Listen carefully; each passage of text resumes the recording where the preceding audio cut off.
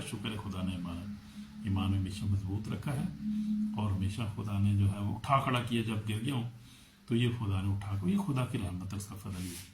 تو یہ ہے خدا کی غیرت ہمیں رکھنی ہے، اور ہمیں دعا کرنی، کلام پڑھنی، خدا کے ساتھ چلنا ہے، اور ہم نے کمپرومائز نہیں کرنا کسی بات پہ، گناہ پہ خاص طور پہ۔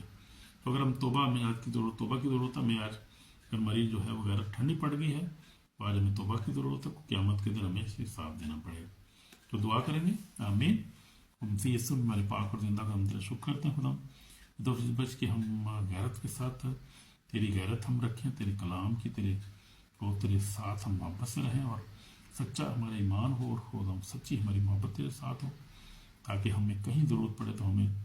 جان بھی کا جان دینے تک وفادار رہا، تو میں زندگی کا تاج دوں گا۔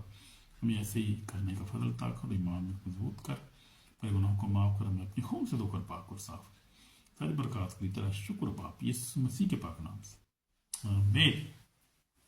تو خداوند آپ کو برکت دے، لائک کریں، سبسکرائب کریں،